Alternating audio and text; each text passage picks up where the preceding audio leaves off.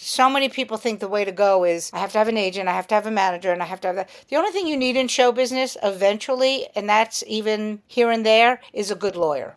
She is a stand-up comedian, producer, and director who has headlined clubs and colleges across the U.S. She is also the creator of the series Funny Women of a Certain Age on Showtime and live in clubs. The delicious Carole Montgomery joins us today. My name is Nancy Magarill. I'm a singer, songwriter, composer, performer, graphic and web designer. And I'm Peter Michael Marino, and I'm a writer, producer, creator, performer, and educator. We are New York-based artists you may or may not have heard of. And we are here to introduce you to other artists you may or may not have heard of.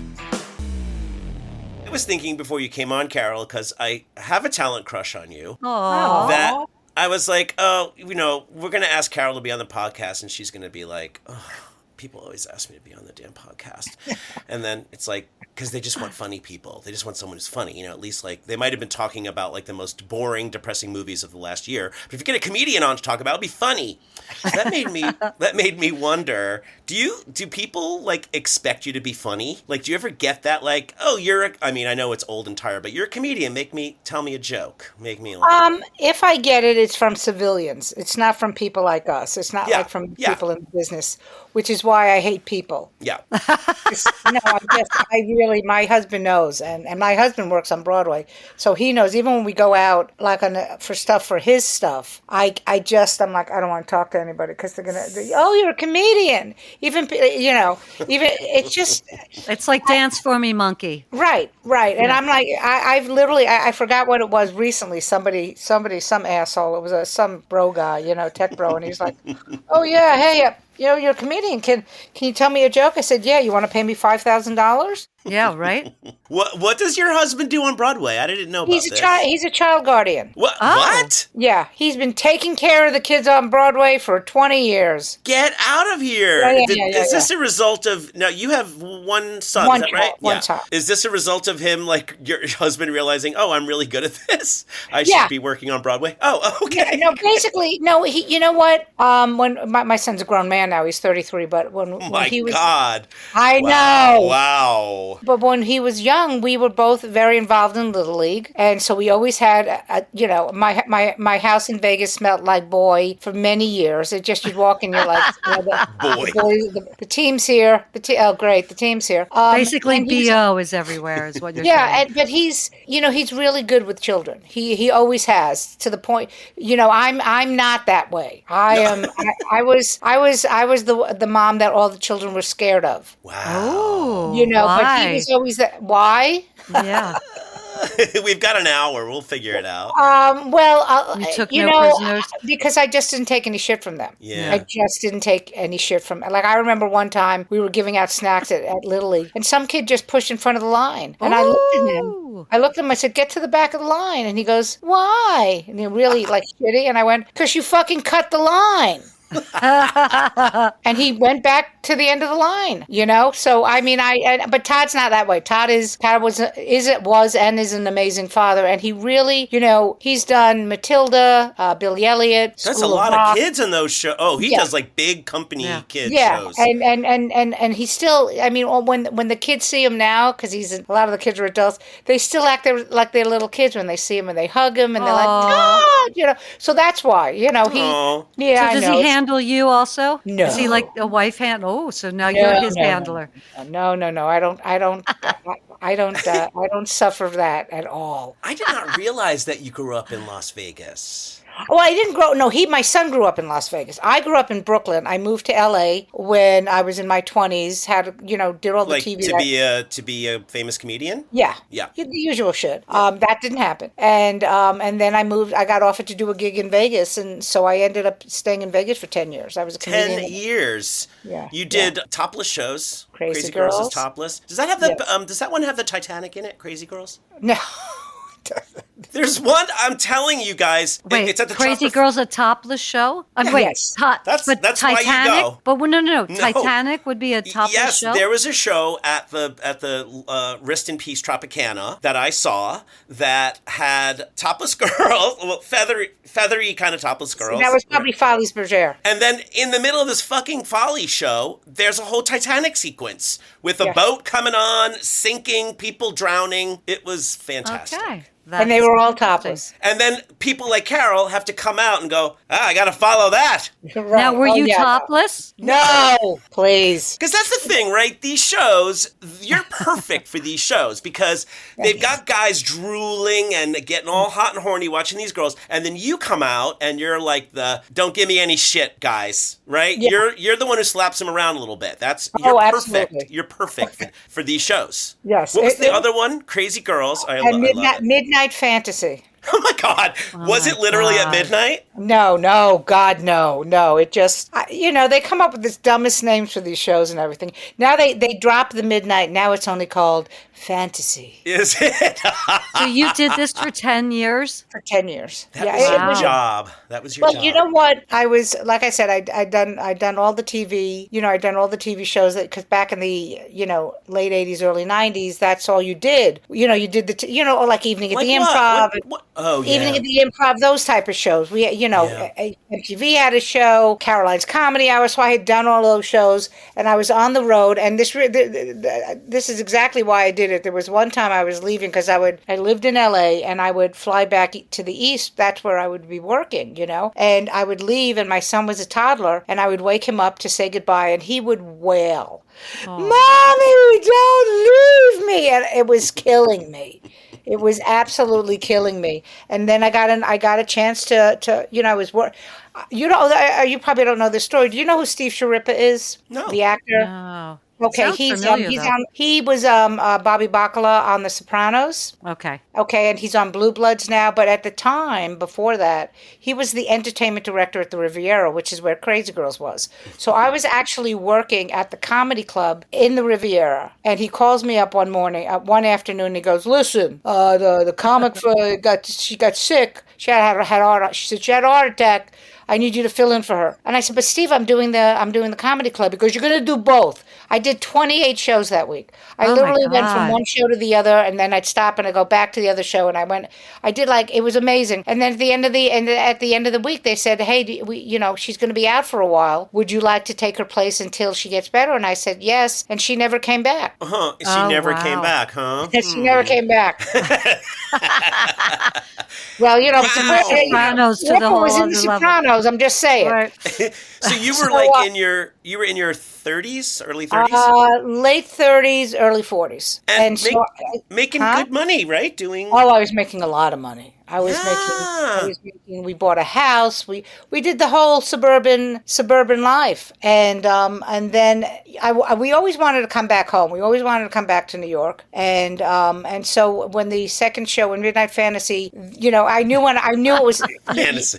I know, but I knew that it was the end because I was literally upstairs. I was in my room. I was reading, and my husband. This is back in the day. We didn't really use cell phones, so the house phone rings, and my husband calls me and says the woman's name was Anita, who was the producer of Midnight Fantasy. She goes, "Anita's on the phone," and I stood on the top of the stairs. I remember looking down at my husband, going, "This is it. It's done." I knew it. As soon as I picked up as soon as he said she called, they were replacing me for no other reason that people like.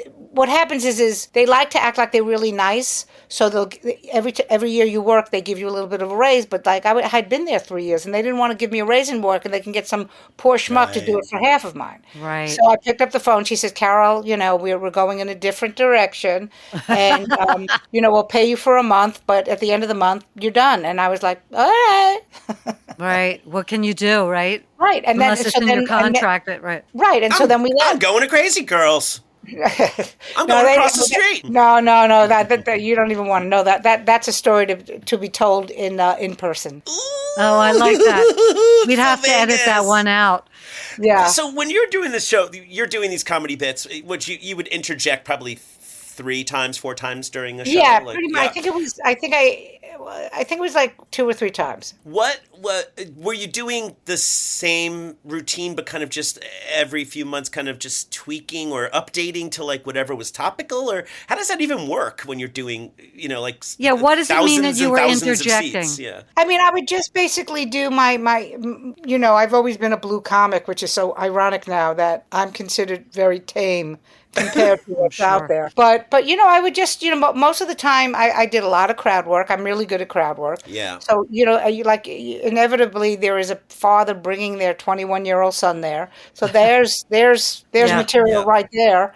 And so, yeah, I mean, I don't really, I was not very, let's be honest, I was not very creative during that time. I just basically, it was a job. Do you Sure. remember the old Bugs Bunny? No, was it Bugs Bunny? It was one of the Looney Tunes where they're going in to check into work. It's like a rooster, and I forgot what. Maybe it's a dog, and they go in and they go, "Morning, Bob. Morning, Bill." Clink, clink, and then they walk outside and they chase each Yes. other. And at the end, "See you tomorrow. See you tomorrow." That's exactly what I was doing. Oh my I was God. making a lot of money. I wanted to be home with my baby. And Yeah. we stayed there for 10 years, We didn't move out till he was 14. And that's great. And then you could go do what you wanted to do probably after, or at least try to. Yeah, yeah, absolutely. So you moved back east after, and then what happened? And then I had to start all over again. Did you? Jeez. Yeah, because Even with all those, you had all that footage. yeah. Would you have to like put a little sizzle reel together, right? Here's me on America's. They didn't even have that back then, but here's me on this. Here's me on that. Here, and you Yeah. send a videotape through the mail, right? Maybe CD. But here's what's fascinating about what you're saying is that first of all, I was a national headliner before I went to Vegas. But and then I got back 18 years ago. I've been back here 18 years now. 18 years ago was just the beginning of all the internet and social media and stuff like that. So all of a sudden, all the fact that I headlined basically every comedy club in the country did not matter because I didn't have the followers. Yeah. Crazy. So I was just stuck. I was just stuck. Right. Do you know what I mean? Like I would pick up work and do and do work, but it took a long time to rebuild the career, even though everyone knew me but they wanted whatever, whoever was on, I think that at that point it was Last Comic Standing was the big deal. Right. Yeah, you really did come up during that whole time Yeah. like TV really started paying more attention to comics. We had those little ones you mentioned earlier, which were late night, and you'd catch it on whatever weird channel, and then it became like ABC prime time. Here's the comedians doing a thing, and then the improv shows, even the Whose Line Is It Anyway? Whose line is it anyway? Oh yeah. Wow. Is that something you ever did any of improv? I mean, other than in your own, in the work, because it seems like you'd be just amazing at it. Like, Oh, thank you. I was in an improv group many, many years ago before called Whoprov, there was a little tiny place called Who's on First on 65th and First Avenue. It is now a I Dunkin' Donuts. remember that. Yes. Yeah. And the gentleman who he recently passed away, but he was a big improv guy, and we used to do improv shows. So I've done improv. I just don't. I'm not. It wound up being a good tool for you to have in your just comedy, a good tool in for in stand-up. comedy. Right. in stand-up. But how about like, did you ever have like an agent who was sending you out on commercial auditions, like for Bounty or paper towel? So I don't know why I picked Bounty. You should but really be in a Bounty commercial, Carole. I don't know they don't know what they're missing.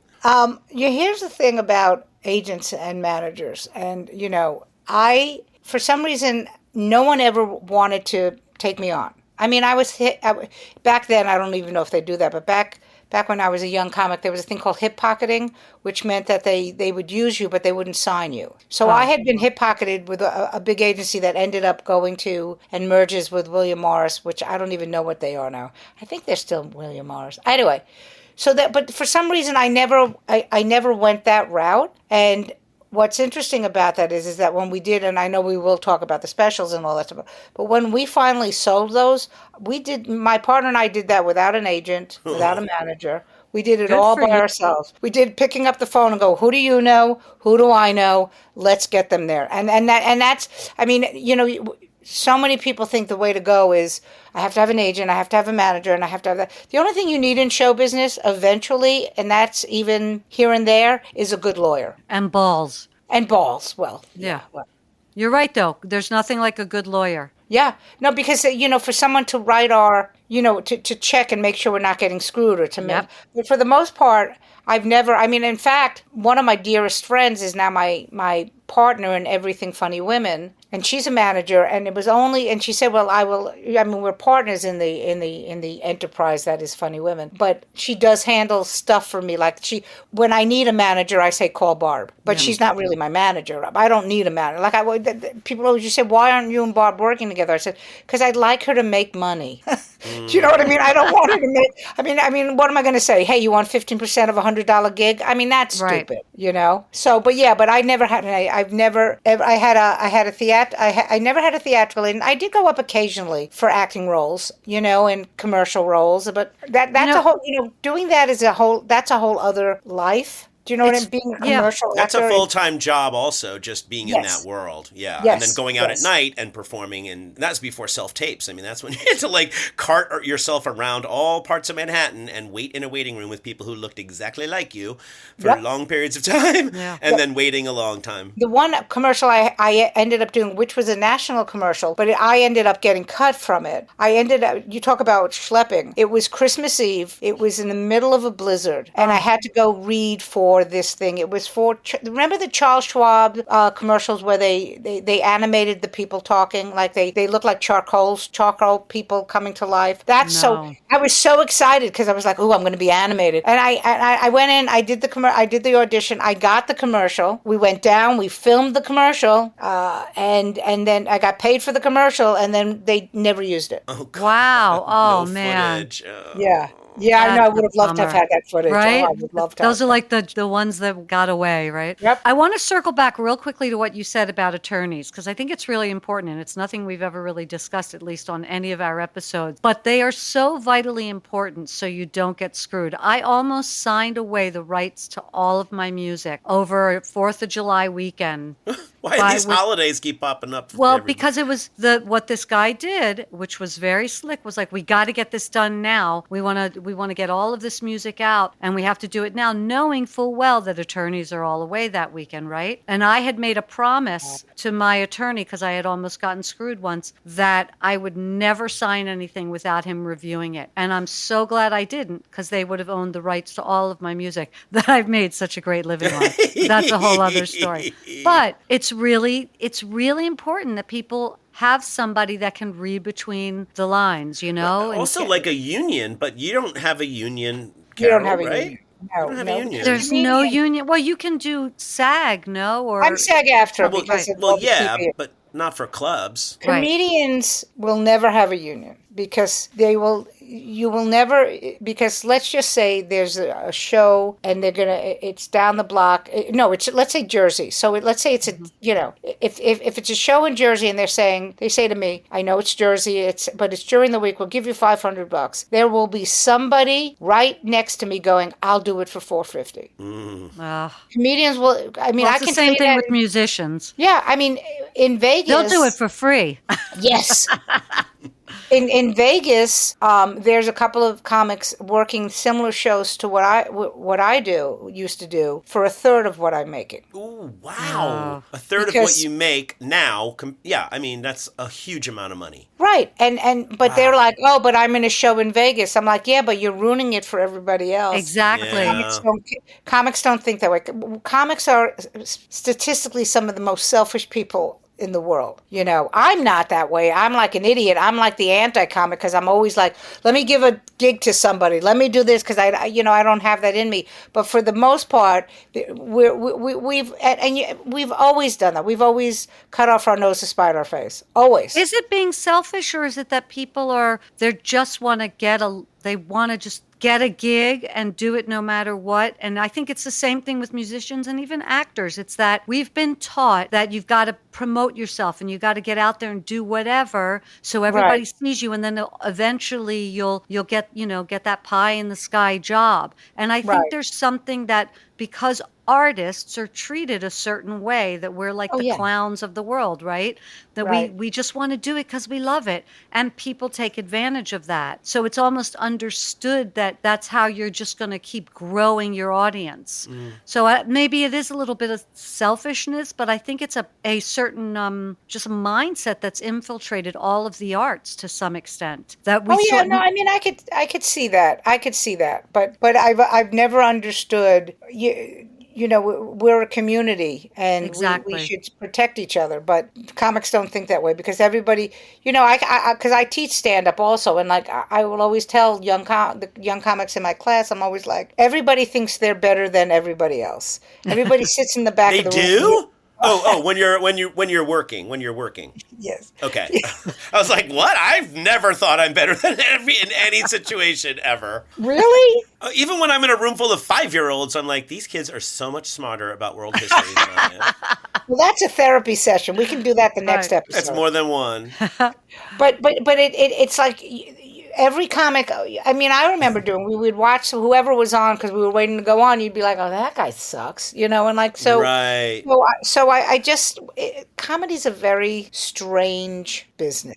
But when you see that one person that you just go, oh my God, like we all do that, right? I think every artist, we like when you're in a situation where you're all playing back to back, you're like, oh, they suck. Oh, I'm better. They suck or whatever. And then you see that person that you go, oh, I want to be that good. Like, Right. have you ever watched the Dana Carvey thing of I forgot, it was about his show where Steve Carell, Steve Colbert, all of them ended up doing it. It was like the show that got kicked off the air because it Jiminy Right, Glick? right. no, I forgot. Yeah, no, I know what you're talking about. I've Yeah. seen. Yes. It's actually a really funny documentary about that show.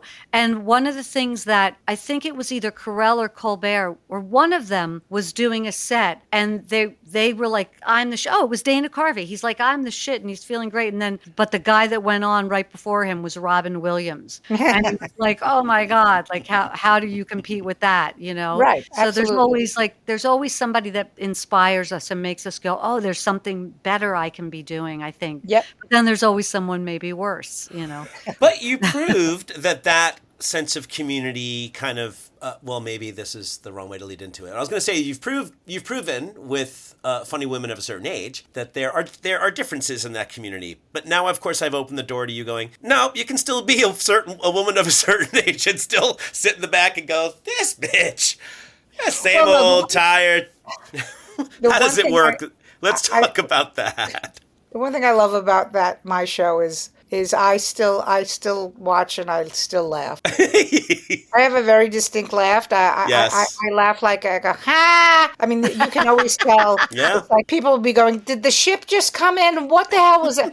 And everyone knows me. All the girls know me because they'll always hear me. You can They even know when hear you're me in the room. Oh yeah, you can even hear me on the special sometimes. You'll hear my laugh. You know, after I would do my set, I would go and watch the girls' tape, and you always hear me laughing. You know, and I still enjoy. I mean, I really, but that's a different situation because we're all so close. So we're at the point where, like, after the show or something, like one comic will say to me, "Hey, you know, if you did this, why don't you add this joke or add this word?" So we've gotten to that point because we all feel very secure in our careers right now that we can say, use this, use that. We'll sit around, we'll talk about the actual workings of a joke, which is so much fun. But that's I kind of cultivated that. You know, I wanted it to be a very safe space for everybody. Well, tell the listener what that is about your show. It's an all-female comedy show, funny women of a certain age. It's all female comics. Technically, it's for the television specials. It was always female comics over the age of 50. But for the live show, I went, you know, you really in Hollywood, you're over the hill at 25. Yeah. So I opened it up for women over 40. And I always say this, that when I first was doing this, there was I would say probably about 100 women that I could use and rotate over 50. When you open it up to 40, it like quadruples it. There's like at least 400 or 500 women in that age range. It's also fortunate that no one's going to lie to you to be on your show because Right. they'd be admitting. Okay. Now, I know that show. So you and I know each other. I feel like we know each other from the indie theater world because I just ran into you so many times at the Crane Theater downtown. Yes. Yeah. Okay. Okay, right. And then I discovered you as a comedian. Then I started seeing you. Oh, right, she's the one who's doing that thing at QED, or then I Right. believe actually you were running Funny Women at the same time that I was running Show Up Kids, like 7 years ago, maybe. Yes, yes, yes. Yeah, well, Yeah, we started, yes, because it was 2017 when I came up with it. So, yeah, so it's been 8 years. and when you came up with it was I know it didn't start at the Crane, right? It started somewhere else, and then it Yeah, what became. happened was is I came up with the idea and I was talking to a friend of mine who had a thing called the Cinder Block Comedy Festival. And she said, "Why don't you premiere the show here?" So that show we premiered, it was in September of 2017. It was Judy Gold, Janine Garofalo, myself, a couple of local comics, and then as a joke, I had a millennial host it, like, like so we could all bag on her. And and somebody who was doing, when people do festivals, they volunteer and everything. And Yeah. this young lady was volunteering and she says, "I work at the Crane.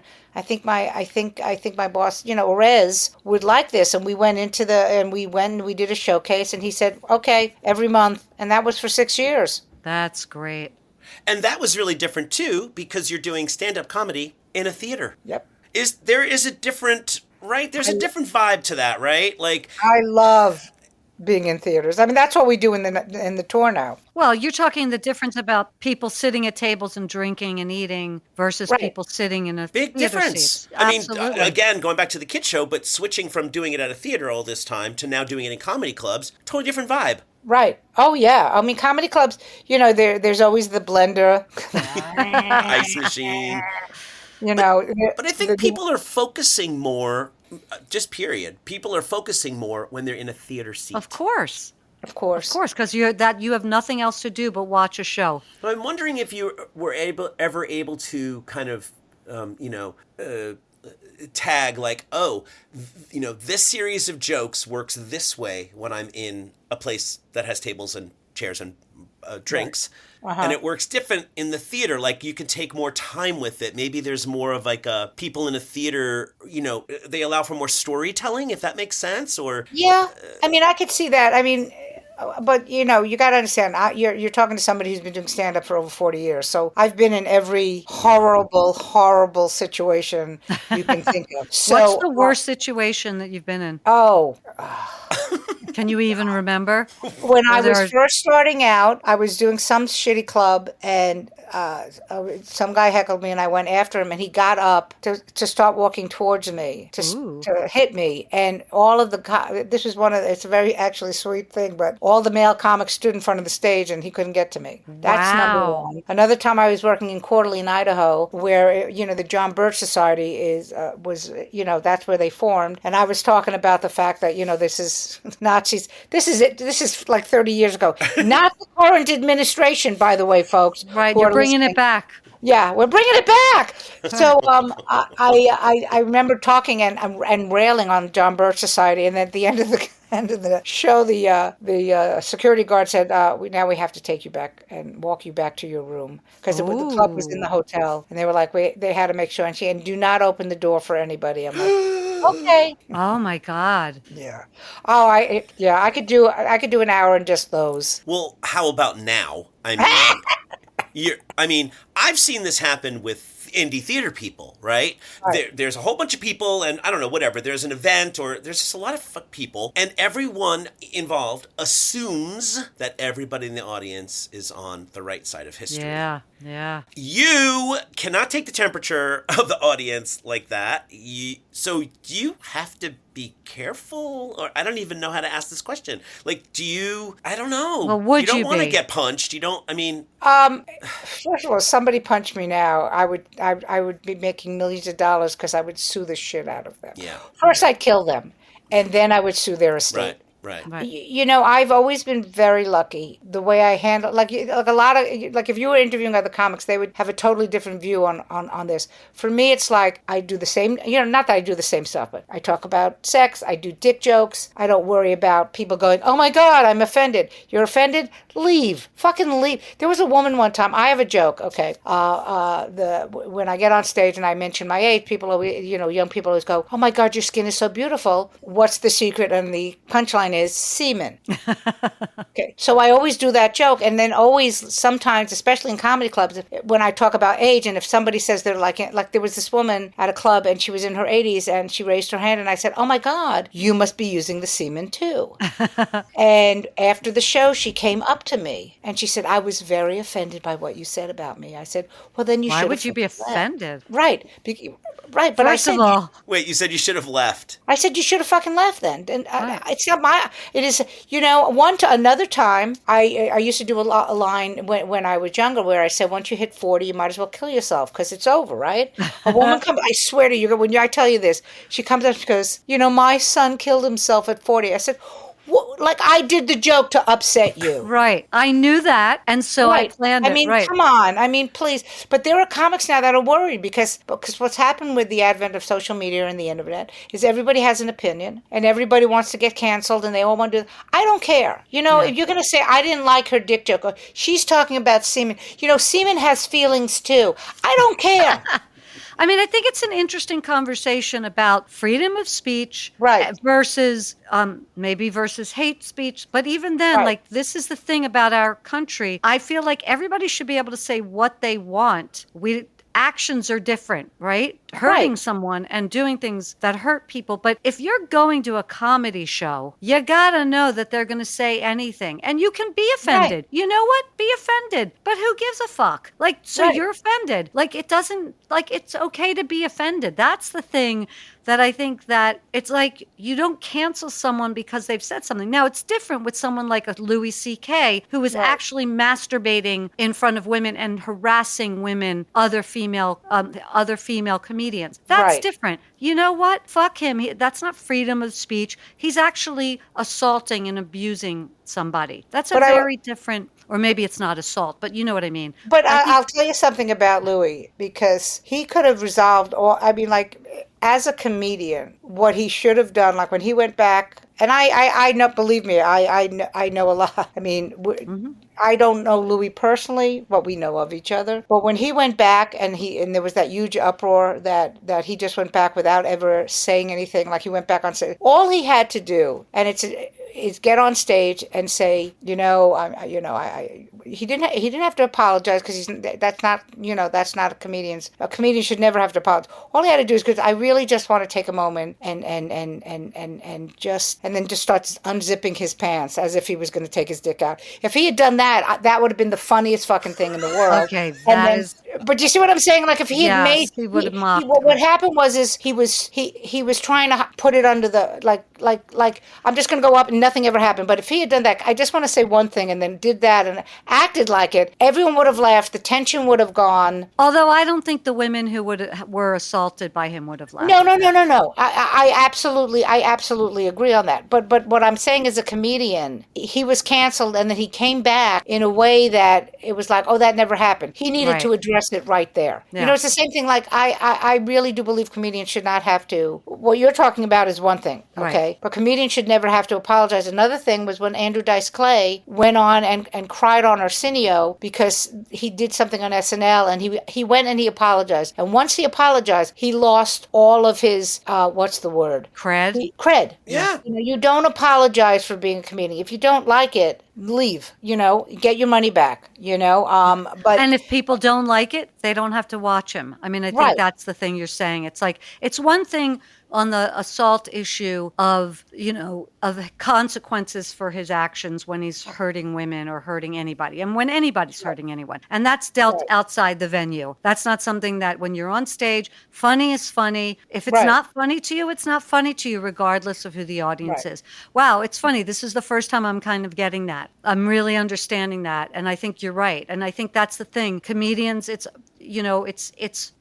freedom of expression, and it doesn't mean it's right or wrong. It's almost like, well, anyway, I think it's an interesting point where we're at in society, because we've got a bunch of fucking Nazis running the country that are actually inflicting harm upon people, and I think that's different. they can say whatever they want, but Right. what they're doing and the harm they're causing to people is what's wrong. Yeah. But also getting back to Louis, I will tell you this, and I'm not condoning anything he's done, but we're really a bunch of weirdos. Like I know that Sarah Silverman went on and Oh my God, some I love content her. was talking about like that he had exposed himself, and she was like, and she laughed about it, and it was done. Comics are weirdos, you know.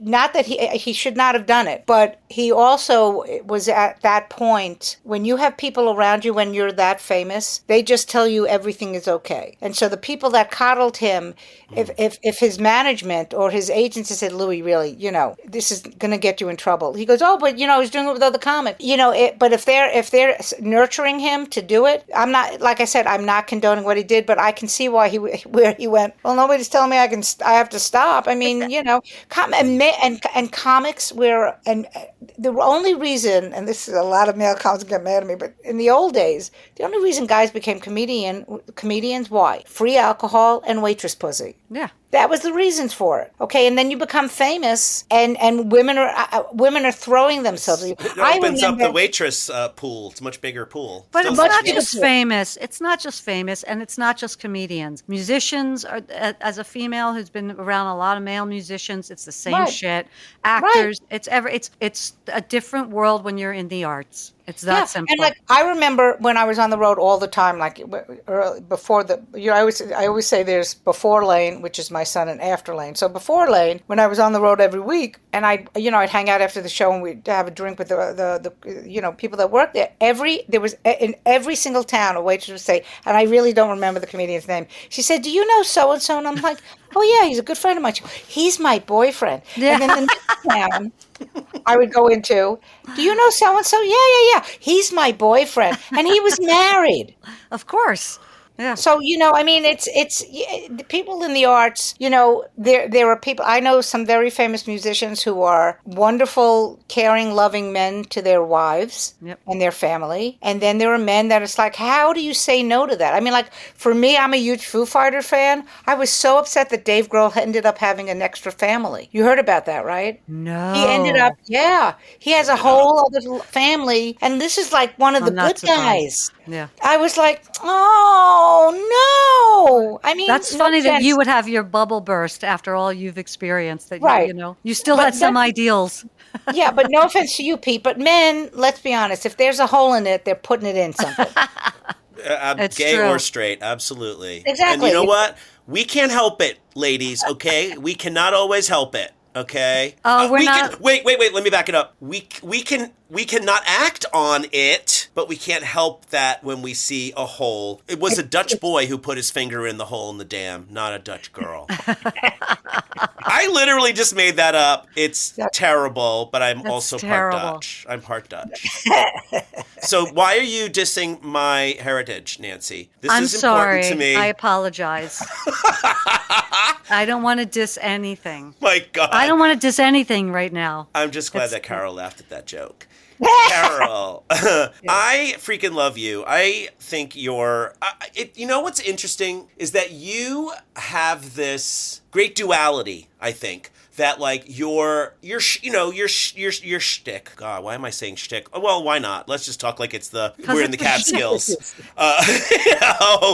Michigas is this kind of like. It comes out of a place of like complaining, right? It's like a lot of like this complaining observation. I think that's fair enough to say. That's part of your style.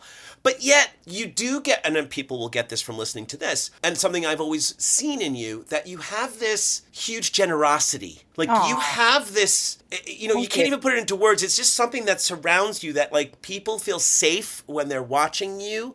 So they know whatever you're saying is just because it's comedy. And you have an openness to you. I've never met you before, but the second you came on the screen to talk to us, there was just a warmth, and there was just a thing that I almost felt like, oh, I know, you know what I mean? Like I felt like I can, you. and that's not that I don't feel that way with everybody I don't know when we do these episodes. And I'm fucking suffering from vertigo right now, right? I was worried that I wasn't going to be, how I was going to be today. And you immediately just was like, it was this warmth, and it's interesting. Oh, thank you. Plus, I want to say something. You have such a great voice. Do you do Thanks. voiceover work at all? I do not. Oh my God. I've been told that, but once again, like we said at the beginning of the show, I just don't have. I don't.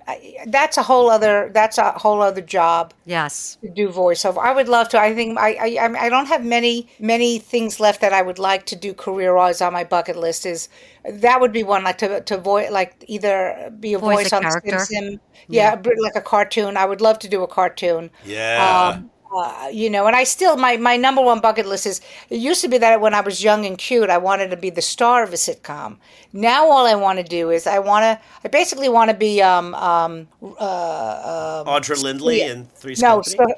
no, Sophia. Oh, From the Golden Sophia. Oh, Girls. yeah. And I Okay. want, Wait, who's I want to Sophia? be the wacky character, Sophia from the Golden Girls. She's the mother of yes. the mother. Okay, Right. yes. I would like to, and I've actually never done a sitcom. I want to be that woman that opens up the door and says something funny, and everyone's like, then leave. "Bah!" And then I close the door and I walk out. That's all I want. I don't gonna make really that have much happen. left. No, really, and I'm a sitcom baby to begin with. Like, I love sitcoms.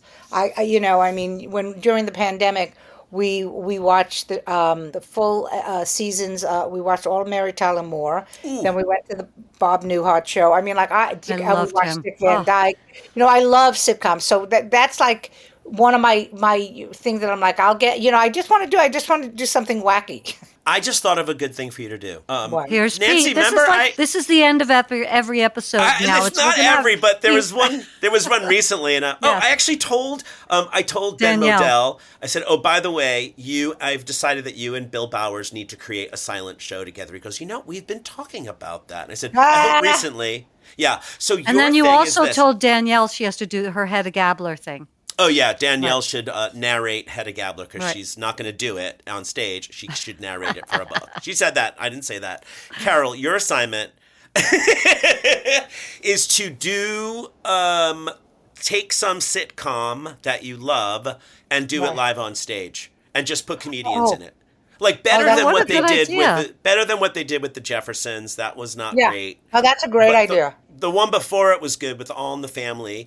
The gays do the Golden Girls. So Right. tread lightly. You might not want to go to that one, but I feel like get the girls together, get all girls, and just do whatever sitcom you want and have all the girls. It's Shakespeare reversed. Oh, I Guys, love that I'm idea. done here. I'm done here. You know where to PayPal me my residuals. You're not getting a dime. Okay. All right. But you I'll can do do it. the press Nothing has on it. changed. Nothing has changed. I will do a heartfelt thanks. And I'd like to thank Peter Michael Marino for helping us come up with this idea. I'm not paying him. But that is a great Don't idea. worry, Carole. I don't watch award shows, so I will never see that. I will tell you that. I mean, it's funny that you mentioned. I keep going back to the Golden Girls. They were talking about a reboot, but really, me, Leanne Lord, Julia Scotti, the three of us were on the road all the time together. That's a sitcom. That's Just that's one to comedians being write. on it. Yeah. Yeah. I figured out what the sitcom is too. It's the Beverly Hillbillies, and you play grandma. Oh my god, that would be hilarious. Yeah. Oh my god, that would be hilarious. The actress who played that part was only 50 years old when she did it. Irene Ryan. Irene Ryan. Yes. And you know what else Irene Ryan was in, right? What? You don't know? I don't.